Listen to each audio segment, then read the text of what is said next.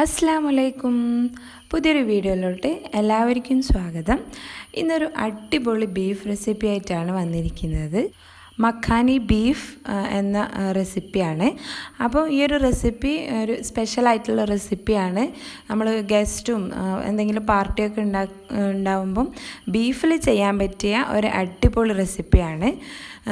Restaurant സ്റ്റൈലിൽ ഒത്തിരി taste വ്യത്യാസത്തിൽ ചെയ്യാൻ പറ്റിയ ഒരു റെസിപ്പിയാണ്. അപ്പോൾ ചാനൽ ഇതുവരെ സബ്സ്ക്രൈബ് ചെയ്യാത്തവരാണെങ്കിൽ പ്ലീസ് കൺസിഡർ സബ്സ്ക്രൈബിങ്. തൊട്ടടുത്ത് കാണുന്ന ബെല്ലൈക്കണും കൂടി ക്ലിക്ക് ചെയ്യണേ. പിന്നെ ലൈക്ക് ചെയ്യാനും ഷെയർ ചെയ്യാനും കമൻറ്റ് ചെയ്യാനും ഒന്നും മറക്കരുത്. അപ്പോൾ വീഡിയോയിലോട്ട് കിടക്കാം.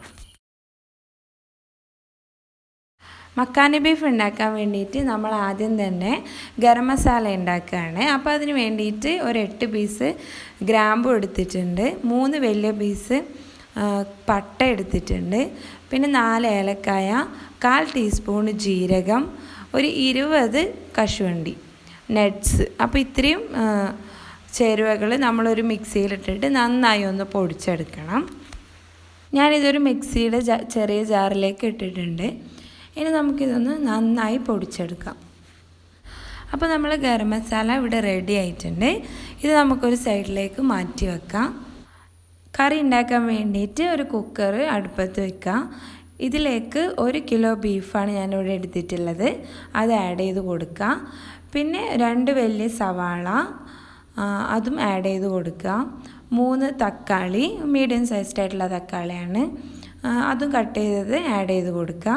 പിന്നെ ഇതിലേക്ക് തന്നെ 1.5 ടേബിൾ സ്പൂൺ ഇഞ്ചി വെളുത്തുള്ളിയും ചതച്ചതും കൂടി ആഡ് ചെയ്ത് കൊടുക്കുക. ആവശ്യത്തിന് ഉപ്പ് ആഡ് ചെയ്യുക. ഒരു 1/4 ടീസ്പൂണോളം മഞ്ഞൾപ്പൊടിയും ആഡ് ചെയ്യുക. ഇനി നമുക്കിതിൽ വേവാൻ ആവശ്യമായിട്ടുള്ള വെള്ളം ഒഴിച്ച് കൊടുക്കാം. അധികം വെള്ളം ആഡ് ചെയ്യേണ്ട ആവശ്യമില്ല, കാരണം ഇതൊക്കെ വെന്ത് വരുമ്പം തന്നെ അത്യാവശ്യം വെള്ളം ഇറങ്ങും. അപ്പോൾ ഒരു 1/4 കപ്പ് തൊട്ട് 1/2 കപ്പ് വരെ വെള്ളം ആഡ് ചെയ്ത് കൊടുക്കുക. അല്ലെങ്കിൽ നിങ്ങൾക്ക് നല്ല ഗ്രേവി വേണമെന്നുണ്ടെങ്കിൽ നിങ്ങൾക്ക് ആവശ്യമായിട്ടുള്ള അത്രയും വെള്ളം ആഡ് ചെയ്ത് കൊടുക്കണം. എന്നിട്ട് കുക്കർ അടച്ച് വെച്ചിട്ട് നമുക്കിതൊന്ന് വേവിക്കാം. 8 വിസിൽ വരുന്നത് വരെ ഇത് വേവിക്കേണ്ടി വരും. അപ്പോൾ ഇത് വെന്ത് വരുന്ന സമയം കൊണ്ട് കുറച്ച് കാര്യങ്ങളും കൂടി ചെയ്യാനുണ്ട്. അപ്പോൾ അത് നമുക്ക് റെഡിയാക്കി വെക്കാം. ഇനി ഒരു മിക്സിയുടെ ചെറിയ ജാറിലേക്ക് 3 ടേബിൾ സ്പൂണ് മല്ലിയില ആഡ് ചെയ്ത് കൊടുക്കുക. ഇനി ഇതിലേക്ക് കുറച്ച് മിൻറ്റ് ലീവ്സ് ആഡ് ചെയ്യണം. ഒരു 15 ലീവ്സോളം ആഡ് ചെയ്ത് കൊടുത്താൽ മതി. ഇനി ഇതിലേക്ക് ഒരു 3 പച്ചമുളക് ആഡ് ചെയ്ത് കൊടുക്കുക. പച്ചമുളകൊക്കെ ടേസ്റ്റ് അനുസരിച്ചിട്ട് മാറ്റം വരുത്താം. ഇനി കുറച്ച് ഒരു 2 ടേബിൾ സ്പൂണോളം വെള്ളം കൂടി ആഡ് ചെയ്ത് കൊടുത്തിട്ട് ഇത് നന്നായി നമുക്കൊന്ന് അരച്ചെടുക്കണം. ഈ അരച്ച് വെച്ച മിക്സ് നമുക്ക് മാറ്റി വെക്കാം. ഇത് നമ്മൾ കറി പ്രിപ്പയർ ചെയ്യുന്ന സമയത്ത് യൂസ് ചെയ്യാനുള്ളതാണ്. ഇനി ഇതിലേക്ക് നമുക്ക് ആഡ് ചെയ്യാനായിട്ട് ഒരു 1/2 കപ്പ് തൈര് വേണം. അപ്പോൾ തൈര് നന്നായി ഒന്ന് ബീറ്റ് ചെയ്തിട്ട് മാറ്റി വെക്കാം. ബീഫ് ഇവിടെ റെഡിയായി വന്നിട്ടുണ്ട്. ഒരു 8 വിസിലൊക്കെ വന്നതിന് ശേഷം നല്ലോണം ആവിയൊക്കെ കളഞ്ഞ് നമ്മൾ കുക്കർ ഓപ്പൺ ചെയ്ത് വെച്ചിട്ടുണ്ട്. ഇനി നമുക്കിത് നന്നായി തിളപ്പിക്കണം. ഇതിലുള്ള വെള്ളമൊക്കെ ഒന്ന് കുറുക്കിയെടുക്കണം. അപ്പോൾ അതിനായിട്ട് നമ്മൾ ഹൈ ഫ്ലെയിമിൽ ഇട്ടിട്ട് ഇതൊരു 5 മിനിറ്റോളം തിളപ്പിക്കുക. കറി നന്നായി തിളക്കുന്നുണ്ട്. അപ്പോൾ നമുക്ക് ആവശ്യമായിട്ടുള്ള ഗ്രേവിക്ക് അനുസരിച്ചിട്ട് കറി നമുക്ക് വറ്റിച്ചെടുക്കാം. അപ്പോൾ ഞാൻ അത്യാവശ്യം വറ്റിച്ചെടുത്തിട്ടുണ്ട്. ഇനി ഇതിലേക്ക് നമുക്ക് മസാലപ്പൊടികൾ ആഡ് ചെയ്യാം. നമ്മൾ നേരത്തെ പ്രിപ്പയർ ചെയ്ത് വെച്ച ഗരം മസാലയാണിത്. 1/4 ടീസ്പൂണ് മഞ്ഞൾപ്പൊടി, 1.5 ടീസ്പൂൺ മുളക് പൊടി, 2 ടീസ്പൂൺ മല്ലിപ്പൊടി, 1 ടേബിൾ സ്പൂൺ ടിക്ക മസാല. അപ്പോൾ ടിക്ക മസാല നിങ്ങളുടെ കയ്യിലില്ലെങ്കിൽ അത് സ്കിപ്പ് ചെയ്യാം. ഇനി നമ്മൾ തിളച്ചുകൊണ്ടിരിക്കുന്ന കറിയിലേക്ക് ഈ മസാലപ്പൊടികൾ ഒന്ന് ഫ്ലെയിം കുറച്ചതിന് ശേഷം ആഡ് ചെയ്ത് കൊടുക്കാം.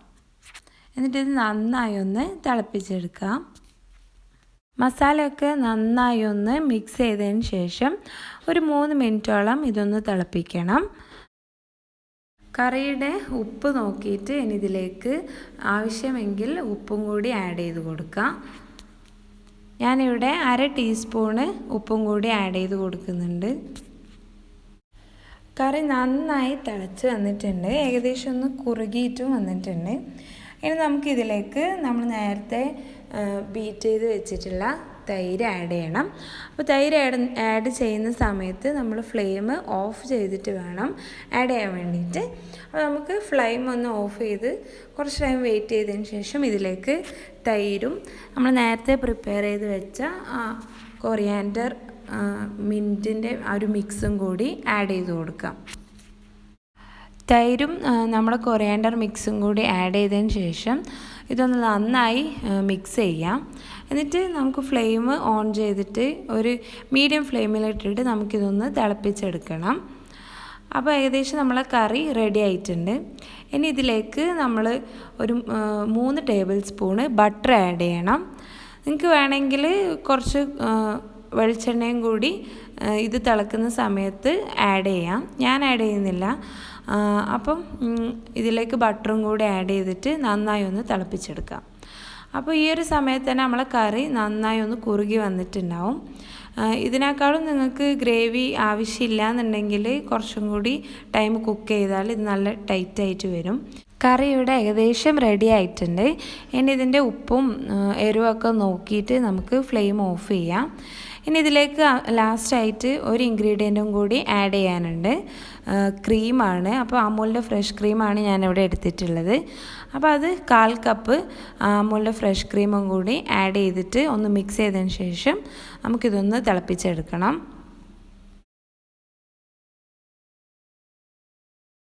അപ്പോൾ ക്രീമി ആയിട്ടുള്ള നല്ല അടിപൊളി ബീഫ് കറി, നല്ല ബീഫ് മക്കാനി ഇവിടെ റെഡി ആയിട്ടുണ്ട്.